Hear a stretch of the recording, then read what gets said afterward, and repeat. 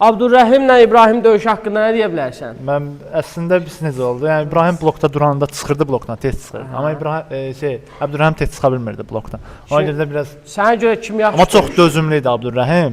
İbrahim çox yorulurdu, Abdurrəhim çox dözümlü idi. Sənə Mən görə dedim ki, kim Abdurrəhim udmalı idi döyüş. udmalı idi? Şahmurad sən Mənim ikisi də qəşəng döyüşdülər. Prosta mənim çox boş atdılar da. boş atdılar. Bəs səncə döyüşün qalibi kimdir? Mənim də görmədiniz qalibi. De, sən yenə də öz Mənim İbrahim olsa da. İbrahim. Hə. Mənim ikisi yaxşı döyüşdülər. Prosta İbrahimin tıxanyası yox idi. Səncə Abdurrəhim qalib də. kim olmalı idi? İkisi də yaxşı döyüş mənim. Tərəf Bir tuta tərəf bilmərəm. seçməlisən də. Abdurrəhim. Abdurrəhim.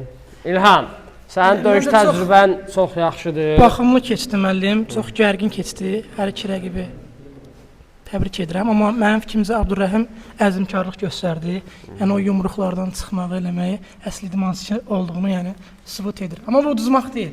İnşallah gələn döyüşlərdə daha yaxşı nəticələr olacaq. Əla. Zöhrəb sən? Mənim çox maraqlı döyüş alındı.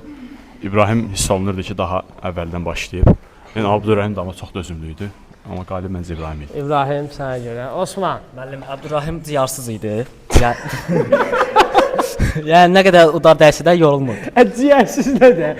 Kim utdu yaxşı Əmin? Mənim fikrimcə Abdurrahim aparmalı idi. Sən də bir Təcrübəsi ona biraz çox kömək oldu da. Abdurrəhim biraz işləsə, inkişaf eləsə çatar ona. çatar. Səncə döyüş kimin idi? İbrahimin. İbrahimin.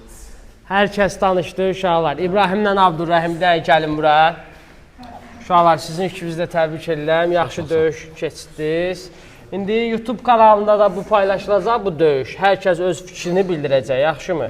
Razısınız? Bir-birinizə qarşı aqressiya yoxdur? Yox. Əhsən uşaqlar. İzləmədə qalın.